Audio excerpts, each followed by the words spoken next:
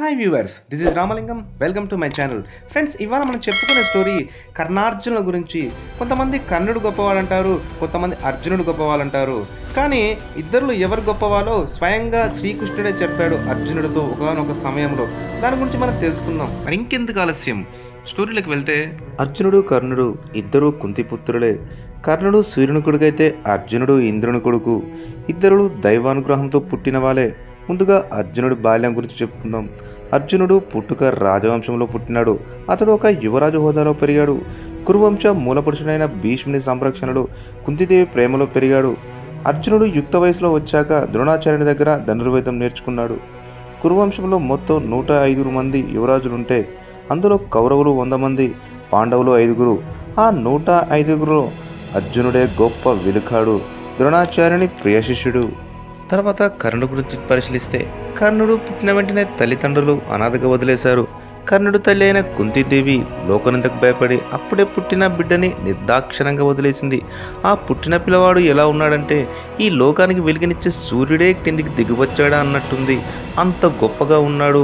సహజ కవచ కుండలాలతో గొప్ప తేజోమూర్తిలా వెలిగిపోతున్నాడు ఆ పిల్లవాడు. అయితే కుంతీదేవి బంగారు వజ్ర వైఢూర్యాలున్న పెట్టెలో కర్ణుడు పెట్టి సముద్రంలో వదిలేస్తుంది. ఆ పెట్టె ప్రవాహంలో కొట్టుకుపోయి రథాలు తయారు చేసే సూతులకి దొరుకుతుంది. ఆ దంపతులకి పిల్లలు లేని కారణం చేత కర్ణుని అల్లారు ముద్దుగా పెంచుతారు. యుక్త వయసు వచ్చాక కర్ణుడు యుద్ధ విద్యల మీద ఆసక్తి పెంచుకుంటాడు. అదే విషయం వాళ్ళ నాన్నగారికి చెప్పేవాడు.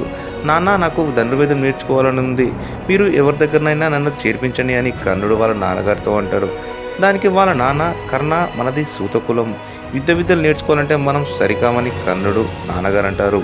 దానికి కర్ణుడు, నాన్నగారు చాలామంది యువకులు యుద్ధ విద్యలు నేర్చుకుంటున్నారు కదా, నేను ఏం చేశాను నేర్చుకోపోవడానికి అని కర్ణుడు అంటాడు బాధతో. దానికి కర్ణుడు తండ్రి, కర్ణ, విలువిద్యలు నేర్చుకునే వాళ్ళు మనలా సామాన్యుడు కాదు, క్షత్రియులు వాళ్ళు. ఇప్పుడున్న పరిస్థితులలో రాజులకే నేర్పిస్తున్నారని కర్ణుడికి చెప్తాడు. దానికి కర్ణుడు, నాన్నగారు, కేవలం క్షత్రులకు మాత్రమే నేర్పించే గురువులున్నారా ఈ లోకంలో అని దిగులుతో అడుగుతాడు.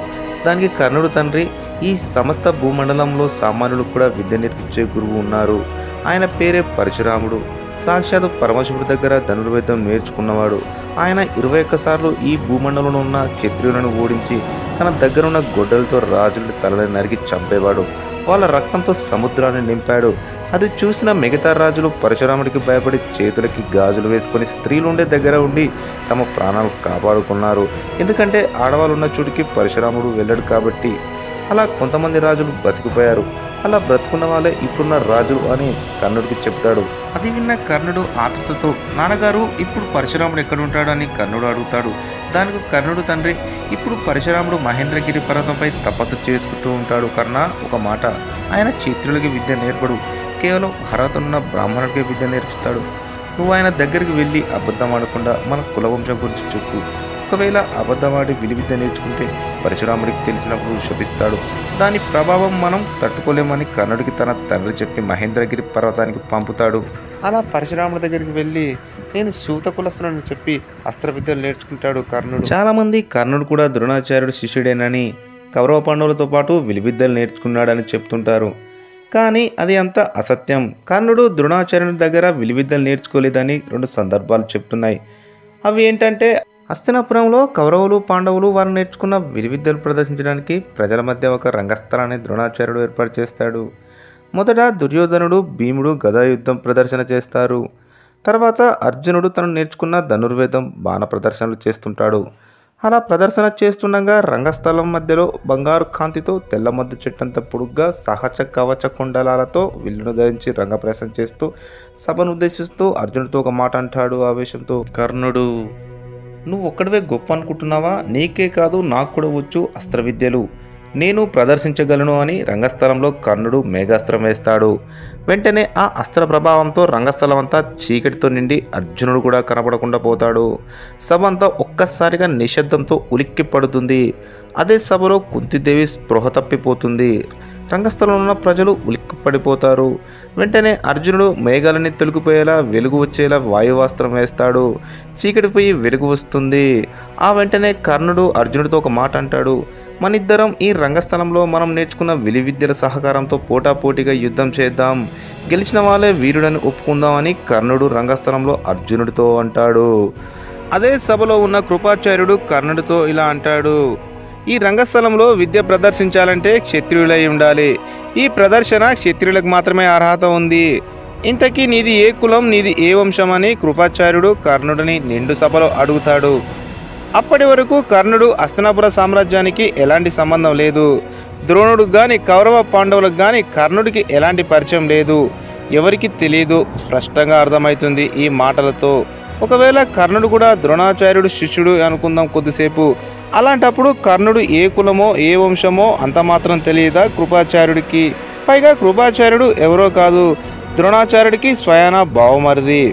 దీన్ని బట్టి ఏమర్థమవుతుందంటే కర్ణుడు ద్రోణాచార్యుడి దగ్గర విలువిద్య నేర్చుకోలేదని స్పష్టంగా అర్థమవుతుంది. రెండవ సంఘటన ఏంటంటే అదే సభలోనున్న దుర్యోధనుడు కర్ణుడి పరాక్రమాలు విద్య నైపుణ్యాలు చూసి ఎలాగైనా కర్ణుడు తన పక్షానికి రప్పించుకోవాలని మనసులో అనుకుంటాడు. కృపాచార్యుడు అన్న మాటలకి కర్ణుడు మౌనంగా ఉండిపోతాడు అవమానంతో. ఇదే అదునుగా చూసుకున్న దుర్యోధనుడు రంగస్థలంలో ఉన్న కర్ణుడి దగ్గరికి తన సోదరుతో వచ్చి ఇలా అంటాడు, కృపాచార్య, ఎంత మాట అన్నావు? రంగస్థలంలో విద్య ప్రదర్శించాలంటే పౌరుష పరాక్రమాలు ఉండాలి, కానీ కులగోత్రాలతో పనేంటి? సరే, నువ్వు అన్నావు కాబట్టి ఇదే సభలో ఒక నిర్ణయం తీసుకుంటున్నాను. ఇప్పుడే ఈ మహావీరుడిని అంగరాజ్యానికి అధిపతిగా నియమిస్తున్నాను అని అదే సభలో అక్కడికక్కడే కర్ణుడికి పట్టాభిషేకం చేస్తాడు. సభలో అవమానంతో మౌనంగా ఉన్న కర్ణుడిని అదే సభలో తలెత్తుకునేలా చేశాడు దుర్యోధనుడు. ఈ ఒక్క సంఘటన వల్లే కర్ణుడు తన ప్రాణం పోయే వరకు దుర్యోధనుడికి తోడై ఉన్నాడు. మహాభారతంలో ఒక మాట స్పష్టంగా రాసింది, దుర్యోధనుడికి ఎప్పుడు ఒక బాధ ఉండేది. భీముడికి నేనున్నాను, యుద్ధం చేసి నిగ్రహించగలను అనే నమ్మకం ఉండేది. కానీ అర్జునుడికి పోటాపోటీగా నిలబడి యుద్ధం చేసే వీరుడు లేడని బాధపడేవాడు. అలాంటి సమయంలో రంగస్థలంలో కర్ణుడు రంగప్రవేశం చేసి అర్జునుడికి ధీటుగా నిలబడడం చూసి దుర్యోధనుడు నమ్మాడు అర్జునుడికి ఎదురు నిలబడగలడని. అంత కాంతితో ఉన్నవాడు కర్ణుడు. పైగా సహజ కవచ కుండలను చూసి ఆశ్చర్యపోయినవాడు దుర్యోధనుడు. పోనీ కర్ణుడు యుద్ధ నైపుణ్యం చూశాడంటే చూడలేదు, కానీ కర్ణుడు తేజస్సును చూసి నమ్మాడు చేయగలడని. దుర్యోధనుడు అర్జునుడికి సమానుడు లేడని బాధపడ్డాడు ఇన్ని రోజులు. కానీ అకస్మాత్తుగా కర్ణుడు రంగస్థలానికి ప్రవేశించిన విధానాన్ని బట్టి కర్ణుడు పౌరుష పరాక్రమాలను పసిగట్టినవాడు దుర్యోధనుడు. అందుకే కర్ణుడిని తన వైపుకు తిప్పుకున్నాడు. అప్పటి వరకు అర్జునుడికి దుర్యోధనుడికి కానీ కర్ణుడికి ఎలాంటి పరిచయం లేదని భారతంలో స్పష్టంగా వ్రాసింది. ఒకవేళ కౌరవ పాండవులతో కలిసి కర్ణుడు కూడా ద్రోణాచార్యుని దగ్గర విలువిద్యలు నేర్చుకుంటే కర్ణుడి పరాక్రమాలు కౌరవులకి పాండవులకి ముందే తెలిసేది. అలా తెలిసిన వెంటనే దుర్యోధనుడు రంగస్థల ప్రదర్శనకు ముందే కర్ణుడితో స్నేహం చేసేవాడుగా. అంటే దీన్ని బట్టి ఏమర్థమవుతుందంటే కర్ణుడు కౌరవ పాండవులతో పాటు ద్రోణాచార్యుడి దగ్గర విలువిద్యలు నేర్చుకోలేదని స్పష్టంగా అర్థమవుతుంది. ఈ మహాభారత చరిత్రలలో అర్థం కాని ప్రశ్న ఏదైనా ఉందంటే అది ఏకలవ్యుడి బొటనవేలు ద్రోణాచార్యుడు అడగడమే. దానికి చాలామంది చరిత్రకారుడు ఏకలవ్యుడు తన బొటనవేలు కోసిచ్చాక జరాసంధుని పక్షంలో యుద్ధం చేశాడు, అందుకే అధర్మ వైపు యుద్ధం చేశాడని, రేపు జరగబోయే కురుక్షేత్రంలో ప్రమాదకరంగా ఉండవచ్చు అని ముందే ఊహించి ద్రోణాచార్యుడు బొటనవేలు తీసుకున్నాడని జవాబు చెప్తుంటారు. కానీ అతిపెద్ద ప్రశ్న ఏంటంటే అధర్మ వైపు యుద్ధం చేస్తాడని ఏకలవ్యుడు బొటనవేలు కోసుకున్న ద్రోణాచార్యుడు ఆయన ఎందుకు అధర్మ వైపు యుద్ధం చేశాడన్నది $1 మిలియన్ క్వశ్చన్. దీన్ని బట్టి ఏమర్థమవుతుందంటే అప్పుడున్న పరిస్థితుల్లో క్షత్రులకు మాత్రమే ధనుర్వేదం నేర్పించారన్నది తెలుస్తుంది. అందుకే కర్ణుడు సూతకులంలో పెరిగాడు కాబట్టి ద్రోణాచార్యుడి దగ్గర విలువిద్యలు నేర్చుకోలేదని స్పష్టంగా నాకు అనిపిస్తుంది. మెయిన్ కంటెంట్లోకి వస్తే మహాభారతం కథ తెలిసిన ప్రతి ఒక్కరికి $1 మిలియన్ క్వశ్చన్ ఏంటంటే అర్జునుడు గొప్పవాడా లేక కర్ణుడు గొప్పవాడా అని. కొంతమంది అర్జునుడు గొప్పవాడు అంటారు, కొంతమంది కర్ణుడు గొప్పవాడు అంటారు. నాకు తెలిసి అర్జునుడు గొప్పతనం గ్రంథాల్లో ఉంటుంది, కర్ణుడు గొప్పతనం త్యాగాల్లో ఉంటుంది, ప్రజల గుండెల్లో ఉంటుంది. అది ఏ విధంగానో మీకు వివరిస్తాను. మహాభారత కథ ప్రకారం అర్జునుడు కర్ణుడు కొన్నిసార్లు ప్రత్యక్షంగానూ కొన్నిసార్లు పరోక్షంగానూ యుద్ధం చేశారు. ఆ యుద్ధాలన్నీ ఎవరు ఎన్నిసార్లు గెలిచారో వాటిని లెక్క పెట్టి ఎక్కువసార్లు గెలిచిన వాళ్ళనే గొప్ప అంటుంటారు మహాభారతం కథ తెలిసిన వాళ్ళు. అవేంటంటే ద్రోణాచార్యుడు ద్రుపదుని బంధించి తీసుకురమ్మన్నప్పుడు మొదట కౌరవులు కర్ణుడు వెళ్ళి తీసుకురాలేకపోతారు, కానీ అర్జునుడు ఒంటరిగా వెళ్ళి ద్రుపదుని బంధించి తీసుకువస్తాడు. ఇక్కడ పరోక్షంగా అర్జునుడు గెలిచాడు. రెండవది ద్రౌపది స్వయంవరంలో అర్జునుడు బ్రాహ్మణ వేషంలో వస్తాడు, ఎవ్వరు గుర్తుపట్టలేనంతగా. ద్రౌపది స్వయంవరం పోటీలో కౌరవులతో పాటు కర్ణుడు కూడా పోటీలో గెలవలేకపోతారు, కానీ మారువేషంలో ఉన్న అర్జునుడు పోటీలో గెలిచి ద్రౌపదిని గెలుచుకున్నాడు. అప్పుడు బ్రాహ్మణ రూపంలో ఉన్న అర్జునుడితో కర్ణుడు యుద్ధం చేయబోతుంటే శ్రీకృష్ణుడు వచ్చి ఇద్దరిని ఆపుతాడు. ఇది సమయం కాదని. మళ్ళీ అర్జునుడు కర్ణుడి మీద పరోక్షంగా గెలిచాడు, స్వయంవరంలో ద్రౌపదిని గెలిచి. 3 విరాట పర్వంలో గంధర్వుడు దుర్యోధనుని ఎత్తుకెళ్లిపోతుంటే కర్ణుడు గంధర్వులతో యుద్ధం చేస్తాడు. కర్ణుని బాణ పరంపరలు చూసిన గంధర్వులు అందరూ మొక్కుముడిగా కర్ణుడిపై విజృంభిస్తారు. వెంటనే కర్ణుడు వికర్ణుడి రథంలోకి ఎక్కి అక్కడ నుండి పారిపోతాడు. కానీ అర్జునుడు వచ్చి గంధర్వులతో యుద్ధం చేసి దుర్యోధనుని కాపాడుతాడు. అప్పుడు గంధర్వుడు అర్జునుడితో, నేను ఇంద్రలోకం నుంచి వచ్చాను, మీ తండ్రి గారు ఇంద్రుడు పంపాడు వీళ్ళని బంధించి తీసుకురమ్మని, అందుకే నేను ఇక్కడికి వచ్చాను. ఈ దుర్యోధనుడు మిమ్మల్ని అవమానించడానికే ఈ ప్రదేశానికి వచ్చాడని గంధర్వుడు అర్జునుడితో చెప్తాడు. దీన్ని బట్టి ఏమర్థం చేసుకోవాలంటే వచ్చినవాడు గంధర్వుడు, పంపినవాడు ఇంద్రుడు, ఇంద్రుని కొడుకు అర్జునుడు. అందుకే అర్జునుడికి యుద్ధానికి వారు గౌరవించారు. అందుకే అర్జునుడి యుద్ధానికి అధిక స్థానం ఇచ్చారు. కారణం కర్ణుడు యుద్ధం చేయలేక పారిపోయాడు. ఇప్పుడు అర్జునుడు కూడా యుద్ధం చేయలేకపోతే కర్ణుడికి అర్జునుడికి తేడా ఏముంది? అందుకే అర్జునుడు గెలవాలని గంధర్వులు ఓడిపోయారు అనడం కంటే గౌరవించారని అనాలి. ఈ యుద్ధంలో పరోక్షంగా అర్జునుడు గెలిచినా లెక్క పెట్టకూడదు. ఎందుకంటే ఇంద్రుడికి కొడుకంటే అమితమైన ప్రీతి. అందుకే కదా కురుక్షేత్రానికి ముందు కర్ణుడి కవచకుండలాలు అడిగాడు. ఒకవేళ కర్ణుడి కవచకుండలాలు అడగకపోతే ఈ 3 లోకాలలో కర్ణుడిని ఎవరు చంపలేరు. ఆయన చిరంజీవి. ఒకవేళ చంపలేకపోతే మహాభారత యుద్ధం గెలవడం చాలా కష్టం. అది ఎలా అంటే ఎన్నిసార్లైనా యుద్ధం గెలవచ్చు, ఓడిపోవచ్చు, కానీ ప్రాణం పోది. ఒకవేళ ప్రాణం అయిపోకపోతే కర్ణుడు ప్రాణం పోయేంత వరకు యుద్ధం చేస్తాడు. కానీ పాండవులకి కానీ అర్జునుడికి కానీ అమరత్వం లేదు. అందుకే పాండవులు కొన్ని రోజుల వరకే యుద్ధం చేయగలరు, కానీ కర్ణుడు యుగాంతం వరకు యుద్ధం చేయగలడు. కానీ యుద్ధం చేయడానికి పాండవులు బ్రతికుండరు. అందువల్లనే దేవేంద్రుడు కర్ణుడి కవచకుండలాలను అడిగాడు. ఒకవేళ దేవేంద్రుడు కర్ణుడి కవచకుండలాలు అడగకపోతే యథావిధిగా కురుక్షేత్రం జరిగితే అనుకున్నట్టే పాండవులే గెలిస్తే ఒకవేళ 100 కౌరవులు, భీష్ముడు, ద్రోణుడు చనిపోవచ్చు, కానీ కర్ణుడు చావడు. ఓటమిని అంగీకరించి హస్తినాపుర సింహాసనానికి దూరంగా ఉండేవాడు. ఒకవేళ అలాగే జరిగితే కొన్ని రోజుల తర్వాత ఏదో ఒక రోజు కర్ణుడు కూడా మా సొంత అన్నానే తెలిస్తే ఖచ్చితంగా హస్తినాపుర సింహాసనం కర్ణుడికే ఇచ్చేవారు. దీనికి నిదర్శనం ఏంటంటే భారత యుద్ధంలో కర్ణుడు కన్ను మూసాక పాండవులు ఎంత ఏడ్చారు. భీముడు అయితే గుండెలు పగిలేలా ఏడ్చాడు. నువ్వు మా పెద్దన్నవాన్ని ముందే తెలిస్తే సింహాసనానికి నీకే దారాదత్తం చేసేవాడు కదా అన్నయ్య అని ఏడ్చారు. దీన్ని బట్టి ఏమర్థమవుతుంది? కురుక్షేత్రంలో కౌరవులు ఓడిపోయినా చనిపోయినా కర్ణుడు కవచకుండలాలతో బ్రతికేవాడు. ఏదో ఒకరోజు రాజు అయ్యేవాడు. అందుకే దేవేంద్రుడు బ్రాహ్మణ రూపంలో వచ్చి కవచకుండలములు అడిగాడు. ఈ విషయంలో కర్ణుడికి జరిగింది అన్యాయమే అని చెప్పవచ్చు. ఎవరివ్వగలరు తన శరీరాన్ని కోసి? ఒక శిబి చక్రవర్తి తర్వాత కర్ణుడు మాత్రమే తమ శరీరాన్ని కత్తితో కోసి దానం చేయగలిగారు, చరిత్రలో నిలిచిపోయారు. కర్ణుడు కంటే అర్జునుడు గొప్పవాడైతే దేవేంద్రుడు ఎందుకు అడిగేవాడు కర్ణుడి కవచకుండలాలని? దీన్ని బట్టి తెలుస్తుంది కర్ణుడు అర్జునుడు కంటే తక్కువ కాదు అని, అధికుడని. 4వసారి కురుక్షేత్రంలో చివరిసారిగా అర్జునుడు కర్ణుడు ముఖాముఖిగా యుద్ధానికి శంఖం పూరిస్తారు. కర్ణుడు అర్జునుడు యుద్ధం మొదలెట్టాక యుద్ధ భూమిలో ఎవరు యుద్ధం చేస్తలేరు. కారణం వీరి ఇద్దరి యుద్ధమే చూస్తున్నారు. వీళ్ళతో పాటు పైనుంచి దేవతలు కూడా పైనుంచి వీక్షిస్తున్నారు. అంత గొప్ప యుద్ధం చేస్తున్నారు. ఒకరు సూర్యపుత్రుడు, మరొకరు ఇంద్రుడి పుత్రుడు. కర్ణుడు అస్త్రాలు వేస్తే అర్జునుడు ఉపసంహరిస్తున్నాడు. తిరిగి కర్ణుడిపై అర్జునుడు అస్త్రాలు ప్రయోగిస్తే కర్ణుడు ఉపసంహరిస్తున్నాడు. అలా పోటాపోటీగా యుద్ధం కొనసాగుతుంది. తర్వాత కర్ణుడు వేసిన బాణానికి అర్జునుడి రథం 2 అడుగులు వెనక్కి జరిగింది.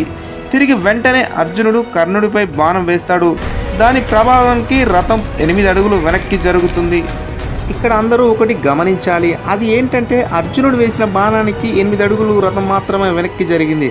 కానీ కర్ణుడు వేసిన బాణానికి రథంతో పాటు కాలం కూడా 2 అడుగులు వెనక్కి జరిగింది. అది ఎలా అంటే జగాన్ని నడిపించే జగన్నాథుడే రథంలో ఉండు కాబట్టి ఆ వెనక్కి జరిగిన 2 అడుగులు 100 అడుగులతో సమానం. అంత గొప్ప యుద్ధం చేశాడు కర్ణుడు. అలా అని అర్జునుడు తక్కువ యుద్ధం ఏమీ చేస్తలేడు. తన బాణ పరంపరల చేత కర్ణుడిపై విజృంభించాడు. వెంటనే కర్ణుడు నారాయణాస్త్రం అర్జునుడిపై సంధించాడు. ఆ అస్త్రానికి ఇక తిరుగులేదు. అర్జునుడిని చంపడానికి వస్తున్న ఆ అస్త్రానికి ఉపసంహారం లేదు. ఆయుధం పట్టుకున్న ప్రతి ఒక్కరిని చంపేస్తుంది. ఆ అస్త్రం నుంచి తప్పించుకోవాలంటే ఒకే ఒక మార్గం ఉంది. ఆయుధాలన్నీ వదిలేసి రథంలో నుంచి దిగి ఒట్టి చేతులతో ఉండాలి. అలా అయితేనే నారాయణాస్త్రం దగ్గరికి వచ్చి ఏమీ చేయకుండా వెళ్ళిపోతుంది. ఇది ఒకటే నారాయణాస్త్రానికి ఉపసంహార మార్గం. ఒకవేళ అర్జునుడు ఆయుధాన్ని వదిలేసి రథం నుంచి దిగితే కర్ణుడు ముందు నైతికంగా ఓడిపోయినట్టు అవుతుంది. లేదా పౌరుష పరాక్రమాలకు పోయి ఎదురుగా నిలబడితే నారాయణాస్త్రం వచ్చి చంపేస్తుంది. అందులో తిరుగులేదు. ఇప్పుడు ఏం చేయాలో అర్జునుడికి అర్థం కావడం లేదు. నారాయణాస్త్రం దగ్గరికి వస్తుంది. ఇదంతా గమనిస్తున్న శ్రీకృష్ణ పరమాత్మ నారాయణాస్త్రానికి ఎదురుగా నిలబడ్డాడు. వెంటనే వైజయంతి మరగా కృష్ణ పరమాత్మ మెడలో పడింది. కృష్ణ పరమాత్మే కాపాడకపోతే అర్జునుడు చనిపోయేవాడు. కానీ కాపాడాడు, ఎందుకంటే ధర్మం గెలవాలి అని. వెంటనే కర్ణుడు ఈసారి అర్జునుడిపై తిరుగులేని అస్త్రాన్ని సంధించాడు. ఆ అస్త్రం పేరే నాగాస్త్రం.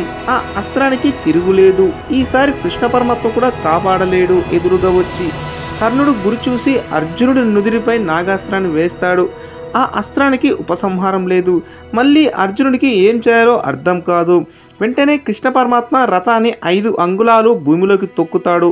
వెంటనే రథం 5 అంగుళాలు కిందికి పోతుంది. తక్షణమే నాగాస్త్రం వచ్చి అర్జునుడి కిరీటానికి తలుగుతుంది. ఆ అస్త్రం యొక్క శక్తి ప్రభావానికి అర్జునుడి కిరీటం భస్మమైపోతుంది. అంత గొప్పది నాగాస్త్రం. అలా కర్ణార్జునుడి యుద్ధం చేస్తుండగా కర్ణుడి శాపాలు ఒక్కొక్కటిగా ప్రారంభమవుతున్నాయి. అలా అర్జునుడు వేసిన బాణాలకి కర్ణుడి ధనుసు విరిగిపోయింది. అది విజయధనస్సు అయితే కాదు, అందరూ గుర్తుపెట్టుకోవాలి. ఆ వెంటనే కర్ణుడి రథం భూమిలోకి ఇరుక్కుపోయింది. బ్రాహ్మణ శాపం కారణంగా. పరశురాముడిచ్చిన భార్గవాస్త్రం గుర్తుకు రావడం లేదు. పరశురాముడిచ్చిన శాపం కారణంగా అర్జునుడు బాణం పరంపరలు కురిపిస్తున్నాడు. వెంటనే కర్ణుడు మరొక ధనుసు తీసుకొని అర్జునుడి గాంధీవం అల్లెతాడు ముడి సరిచేసుకునేంత గొప్ప యుద్ధం చేశాడు. కర్ణుడు అంతటి విలుకాడు. అలా ఇద్దరు యుద్ధం చేస్తుండగా కర్ణుడి రథం కదలలేనంత లోతుకు దిగబడిపోయింది. వెంటనే కర్ణుడు రథంలో నుంచి కిందికి దిగి తన భుజంతో రథ చక్రాన్ని లేపడానికి ప్రయత్నం చేస్తాడు. రథచక్రం పైకి లేపే ప్రయత్నం కారణంగా సమస్త భూమండలం మొత్తం 5 అంగుళాలు పైకి లేస్తుంది. రథచక్రం తప్ప. అంత బలవంతుడు కర్ణుడు. అంత బాహుబలం ఉన్నవాడైనా రథచక్రం పైకి రాకపోవడానికి కారణం బ్రాహ్మణుడి శాపం. ఇదంతా తెలిసిన కృష్ణ పరమాత్మ అర్జునుడితో, అర్జున ఇంకా ఉపేక్షించి లాభం లేదు, కర్ణుడి రథం పైకి లేవదు, కారణం బ్రాహ్మణుడి శాపం. కావున నువ్వు అర్జునుడిపై బాణం వెయ్యి అని అంటాడు. సరే అని అర్జునుడు బాణం వేస్తాడు. వెంటనే బాణం రథచక్రం లేపుతున్న కర్ణుడి తలని తెంపి పడేస్తుంది. అక్కడికక్కడే కర్ణుడు మరణిస్తాడు. ఇది కర్ణార్జునుల మధ్య జరిగిన యుద్ధం. మహాభారతం కథ విన్న ప్రతి ఒక్కరికి $1 మిలియన్ క్వశ్చన్ ఏంటంటే కర్ణుడు గొప్పవాడా అర్జునుడు గొప్పవాడా అని. దీనికి సమాధానం భారతంలో కృష్ణ పరమాత్మే చెప్పాడు. ఒకానొకప్పుడు అర్జునుడు కర్ణుడిని తక్కువ చేసి మాట్లాడితే కృష్ణుడు చెప్పాడు, ఏమనుకుంటున్నావు, నీతో సమానుడు లేక నీకన్నా అధికుడు కర్ణుడు, నీకన్నా ఎప్పుడు తక్కువ కాదని చెప్తాడు అని భారతంలో స్పష్టంగా రాసింది. శాంతి పర్వంలో నారదుడు అంతటి వాడే చెప్తాడు ధర్మరాజుతో, ధర్మరాజా కర్ణుడు పడిపోయాడంటే ఒక్క కారణం కాదు, ఎన్నో కారణాలు ఉన్నాయని పెద్ద జాబితానే చెప్తాడు. ఇన్ని కారణాలు ఇన్ని శాపాలు లేకపోతే కర్ణుని చంపడం అసాధారణమని చెప్తాడు. అభిమన్యుడి చావుకి కారణమైన సైంధవుడు ఒకానొకప్పుడు పరమశివుడికి తపస్సు చేసి వరం పొందుతాడు. అర్జునుడు తప్ప 4 పాండవులని ఒకరోజు గెలుస్తామని పరమశివుడు వరం ఇస్తాడు. ఆ వర ప్రభావంతో సైంధవుడు పద్మవ్యూహంలో ప్రవేశించిన అభిమన్యుడు వెనకాల 4 పాండవులు ప్రవేశించకుండా తన బాణ పరంపరల చేత విజృంభించి 4 పాండవుల్ని అడ్డుకుంటాడు. ఇప్పటికీ ఏదైనా పనికి ఎవరైనా అడ్డుపడితే సైంధవుడులా అడ్డుపడ్డాడు అంటారు. నిజానికి సైంధవుడు పాండవుల పరాక్రమాల ముందు ఏమాత్రం పనికిరాడు. నిజం చెప్పాలంటే వారి ముందు గడ్డి పరకంతా. అయినా ఒకరోజు 4 పాండవులను గెలిచాడు శివవరంతో.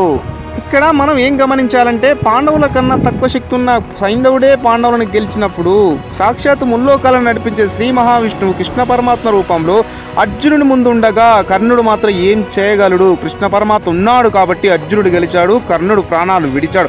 అంతేకాని అర్జునుడి కంటే కర్ణుడు ఏమాత్రం తక్కువ కాదు. దీనికి కారణం లేకపోలేదు. శ్రీకృష్ణుడు మరణాంతరం ద్వారక మునిగిపోతుంటే అర్జునుడు కొంతమంది స్త్రీలని వృద్ధులని ఇంద్రప్రస్థానానికి తీసుకెళ్తుండగా కొంతమంది దొంగలు వచ్చి ఆడవాళ్ళని ఎత్తుకెళ్ళిపోతారు. విచిత్రం ఏంటంటే కృష్ణ పరమాత్మ అవతారం చాలించగానే 10 మంది గోపబాలుల చేతిలో గాంధీవం ఉన్న అర్జునుడు ఓడిపోయాడు. అప్పుడు అర్జునుడు ధర్మరాజు దగ్గరికి వచ్చి ఒక మాట అంటాడు, గాంధీవం ఉంది, పాశుపతాస్త్రం ఉంది, గెలిచాను అనుకున్నాను, కానీ ఆ మహానుభావుడు వెనకాల ఉండు కాబట్టి గెలిచామన్నయ్య అని అర్జునుడంతటి వాడే ధర్మరాజుతో అంటాడు.